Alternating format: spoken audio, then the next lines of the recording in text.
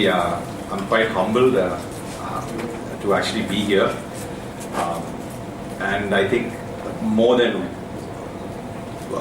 talking about really what we do, I think I was thinking today it'll be better if I talk about why I decided to come back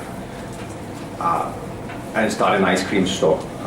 And so I'll start with a very brief introduction of our store. If you can so we have a store. It's a little store in Wallace Garden.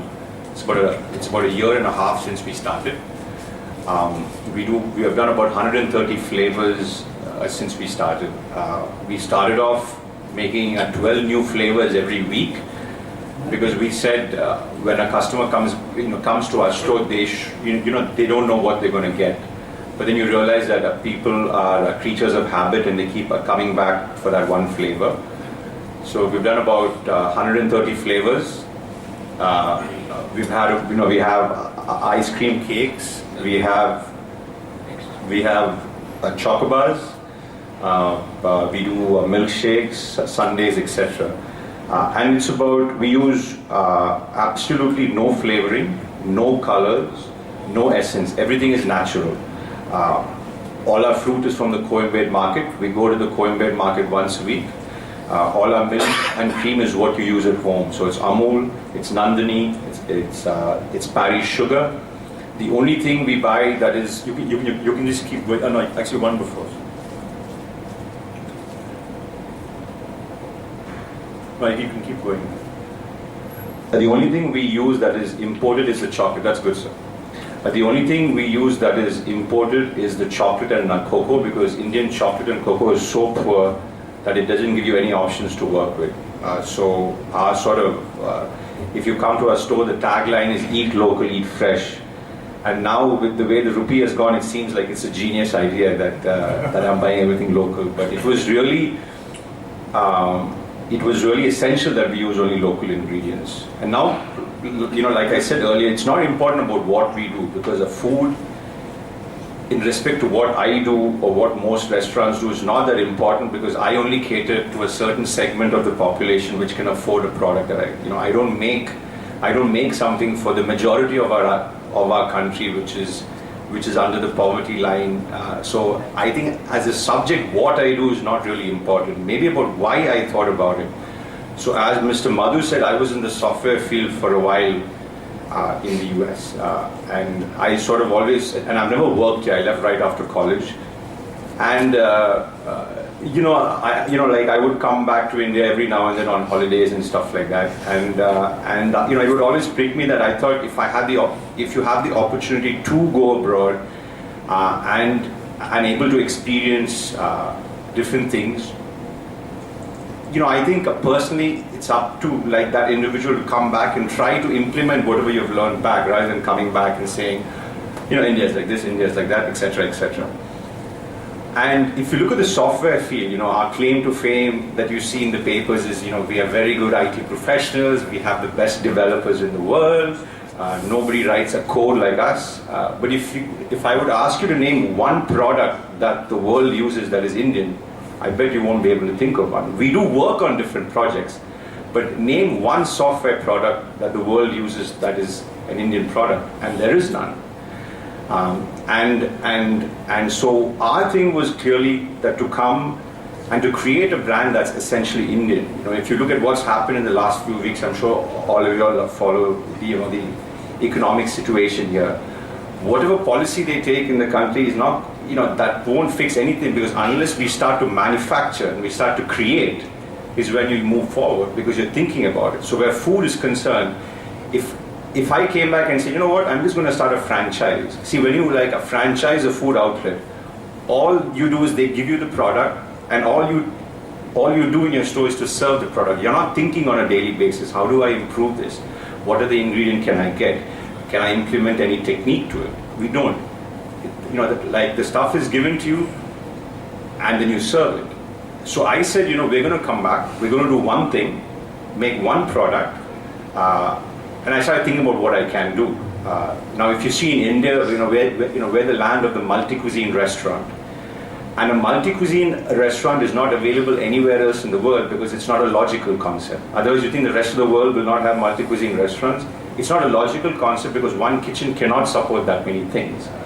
So we said we're going to do one product, and it would always bother me when I used to come back on holiday why the ice cream here was so bad. Because as you can see, like I'm a good eater. I was lucky enough to have a mom who was a very good cook. So I was always, we were always exposed to very good food at home. And it would always bother me with Indians having sweet tooths like we do. Why was the ice cream bad? And so then when I was thinking about what I wanted to do, while I was studying in Spain, I really started to look at food in a completely different light. Like not as just a way to, oh, I'm hungry, I'm going to eat.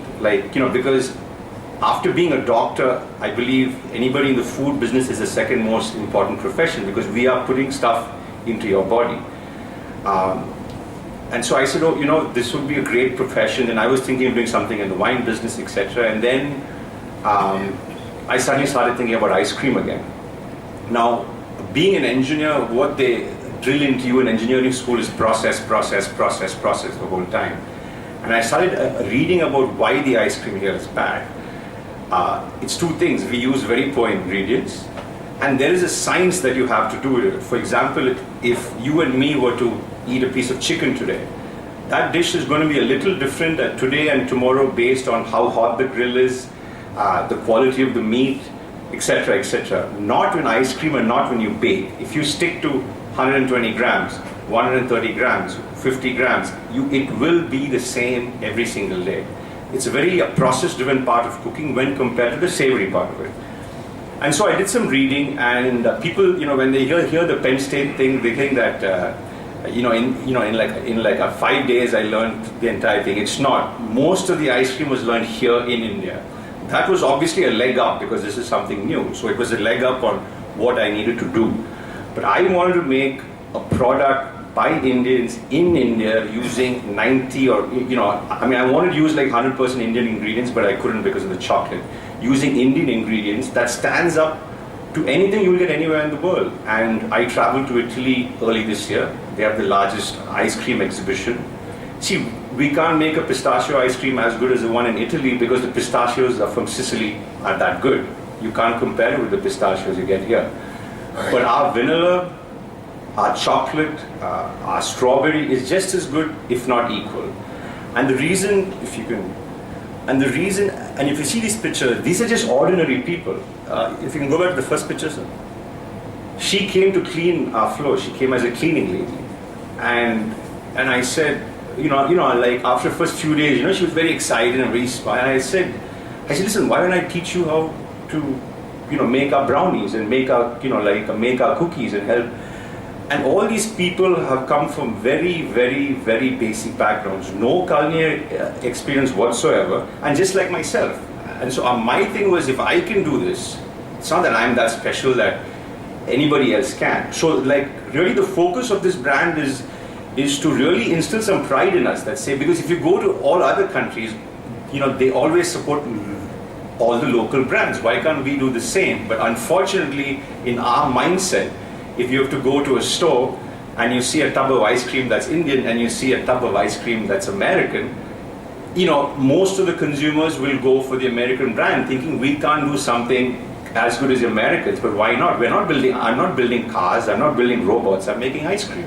Why can't we do something that is just as good as what the rest of the world does? Especially with the wealth of information that's available on the internet. You can get any machine now these days, you can get any recipe you want. And so essentially Amadora has been about that, is to tell people that, listen, is to maybe inspire like a couple of other people to make ice cream as well, because the per capita consumption of ice cream in India is lower than a Bangladesh, it's lower than a Pakistan, it's lower than even China. And it's to maybe inspire other people to also make ice cream, to think, listen, we don't have to franchise. Why do we need to franchise? We can make, like ice cream or for that matter, anything. And for these people now, just by giving them the right tools, the right environment, all of us make ice cream together. All of us taste ice cream together. And so what essentially is, it's not about, really, this whole thing is not about me. I was just, somebody who was able to see maybe an idea and do something, but it's about them, and it'll always be about who you work with, on what happens from here to Amador. It'll never be about, oh, Deepak came and Deepak did this and stuff. So if you can just keep going. So you can, that's a vanilla ice cream. That's an Alfonso mango ice cream. And so we don't make ice cream that's not in season. If mango is not in season, you're not going to get mango. We don't we don't freeze pulp. So that, for those 3 months, if you don't come and eat mango ice cream, you're not going to get it. Like, for example, if you come now and ask for Alfonso mango ice cream, you're not going to get it. That's a chocolate ice cream we do. That's vanilla and a salted caramel. That is a sugarcane sorbet, and we did something called a lemon foam. And a lemon foam is done if you just put in a foam whipper, because when you go have a sugarcane juice, it's always better when they put the ginger and the lemon in it rather than plain sugarcane. So we did a sugarcane sorbet with a lemon and ginger foam, which is quite one of our top sellers. That's one of our chocobars. That's a banana split that we've done. That is, so one of our friends had, she loves to eat Cerelac, which is a baby food. And so she said, can you make a Cerelac ice cream? So what we did was we made a kulfi, and those are like Cerelac crumbs. And actually, I didn't realize Cerelac was this tasty. So it's a Cerelac with some sugar and some rolled butter, and that's a chocolate and a strawberry jam cake with a vanilla and a chocolate. And that's it. So that those are just few of the pictures what we've done, and what we've also done with this store is there is a certain science to food. There's a lot of science to food actually.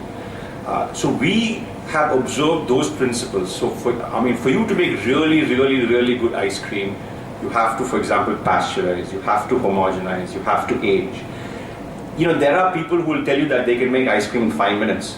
It is ice cream, but then you ask the question, what quality of ice cream is it? At this moment, our ice cream is priced at 200, and immediately people go, oh my God, food is not a business where the profits are 150%. Unfortunately, I wish it was.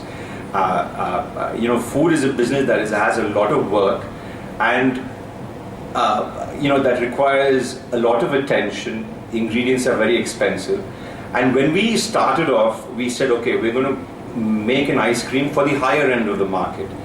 And one of our milestones for maybe the coming year or the years to come is really to make a product that is still priced at where the majority of the population in India can afford too. And we're working on that. We're working on a sugar-free ice cream because we realize that India is the diabetic capital of the world.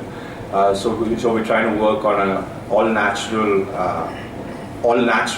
sugar-free ice cream. And really, that's it. I think I'll open this floor to questions, but that's essentially what we're about. It's not about what we do. It's maybe I'd like to think it's about why we do it and sort of how we've gone about doing it. So I just want to know